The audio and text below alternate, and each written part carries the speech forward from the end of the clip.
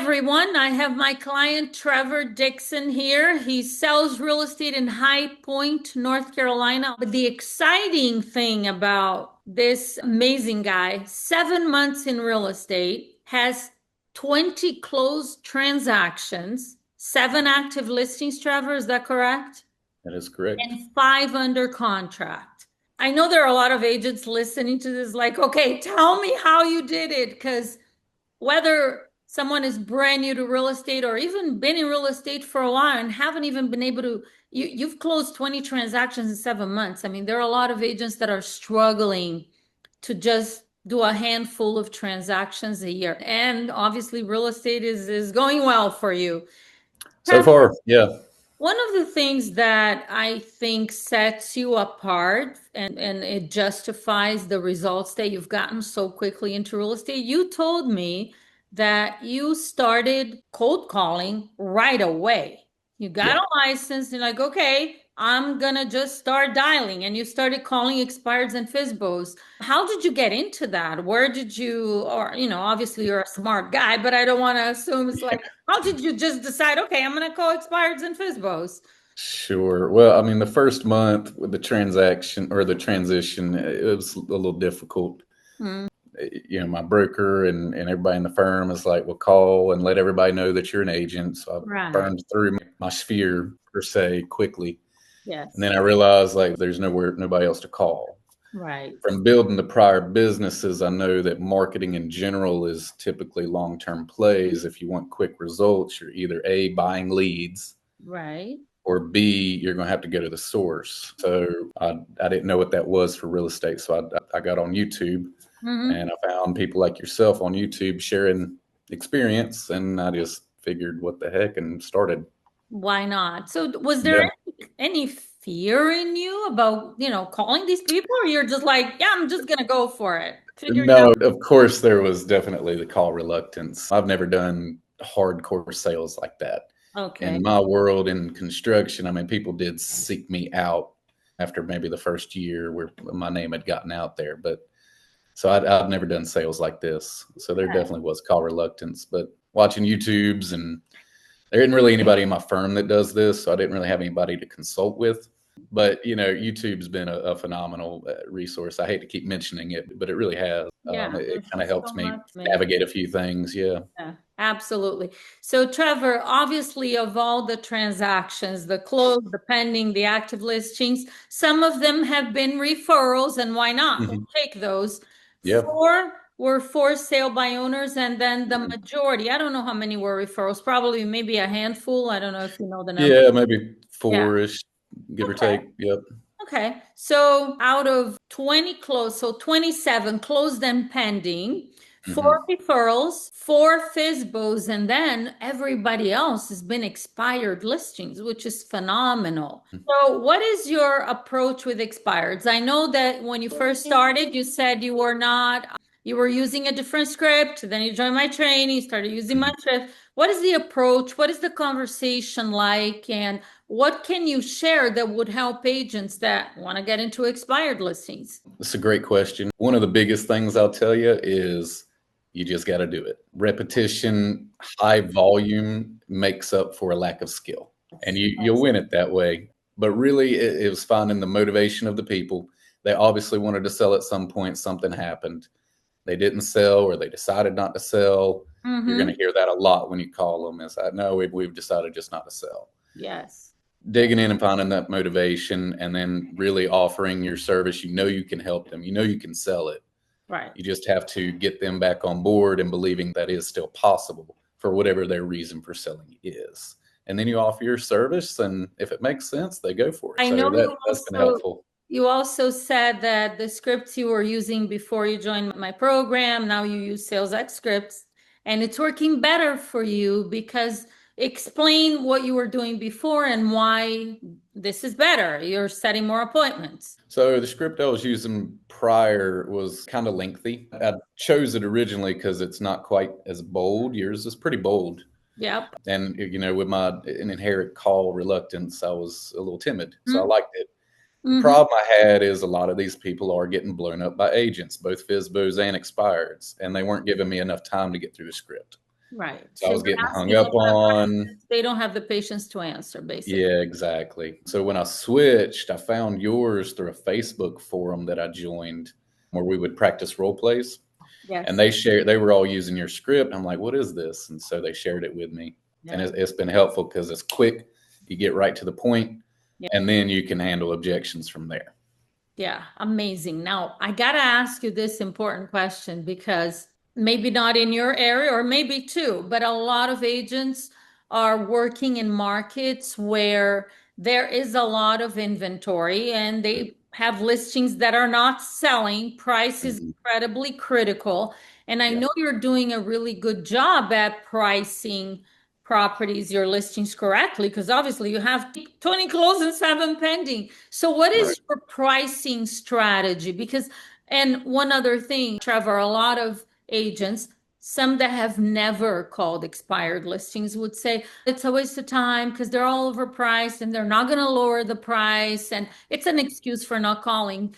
Whether it's FISBOs or expireds, what is your pricing conversation and strategy to actually get your listing sold? So you're right. A lot of them are a little bit lofty on what they think they can get for their property. Yes. And that's a tough conversation to have with people. The simplest answer is you just show them the data and kind of guide them and Mhm. let them lead themselves down the rabbit hole. They've already experienced what it's like to sit on market if they're an expired for however long and have no results. Right. They already know what that feels like. They already know the hassles. They already know the headaches associated with that. So you just present the data in a very clean, simple way and have Mhm. an honest conversation with them. You need to know the motivation. I mean, why are they doing it to begin with? Because that's Right. key.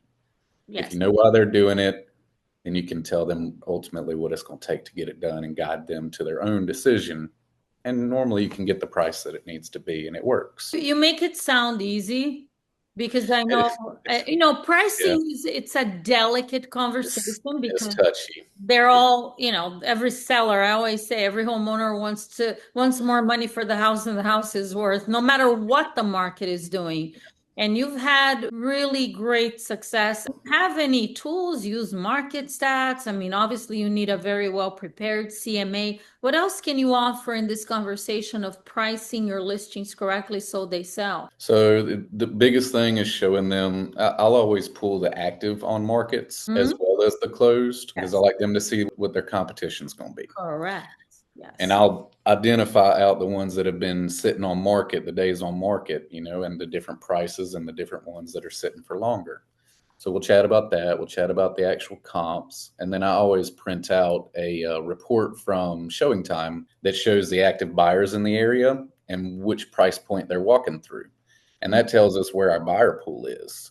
And that's been really helpful because they can see tangibly in a report, hey, these are the doors that people are walking through the most. And That's true. oftentimes it's the price that I kind of need them to be at. We go week by week. We have conversations weekly, of course, from the results of the past week and the plan for the coming week. And before we sign, I do have that conversation. Hey, if we get to week 3, week 4, and we haven't gotten an offer, this is the plan. We're going to be doing price reductions. And I always recommend $5,000 increments minimum. What is your And that's average price, Trevor? we're between 250 and 350 here. Okay. Okay. So 5,000 is a good, and I'm sure depending on how overpriced it is, it might need a bigger reduction, but Sure. sounds like you're doing such a great job at the appointment that even if you need a reduction, you're not taking it astronomically high. I'm going to ask a dangerous question. I don't know how you're going to answer this. Are you pre-qualifying your appointments? That is a dangerous question. Well, because I teach it, I say make sure you. Yeah. I don't know how you're gonna. I probably to date still struggle with that because I get so excited when I get an appointment. I Mhm. mean, I've been on 69 appointments since October. Yeah. Listing appointments. Yes. Okay, Um, so so your closing ratio is maybe 50%, a little bit lower. No, I'm adding up 20 plus 7 plus 4. yeah. I want to get it up. But again, Pre-qualifying is gonna help you there yeah. for sure. Well, again, volume versus skill is what I've been working with. We're working to get the Well, skill it up, is working for you Yeah. 100%. I mean, phenomenal. This is such a great lesson because you said, I say that all the time. So it tells me like you're actually paying attention to what I teach. You said that volume makes up for a lack of skill. Not that you're not skilled. I mean, listen, it's Oh, phenomenal. once I get it, yeah, it's Yeah. fine. I But can sell the it. volume of appointments, you're getting in front of a lot of people. I mean, the skill to actually have set all of those appointments, Trevor, is incredible. I mean, those that stay in real estate for months and even years, and they're not able to do what you've done. So it's phenomenal. What else do you feel you need to work on to actually get that? Can you imagine having your closing ratio go up to 78, even 90% of the appointments you go on? Yeah, It'd be life changing, yeah. right. It's amazing. So, what do you have in mind? What else, what other skill do you think you need to be working on to make that happen? Well, the couple things that I struggle with are getting the listing appointment same day.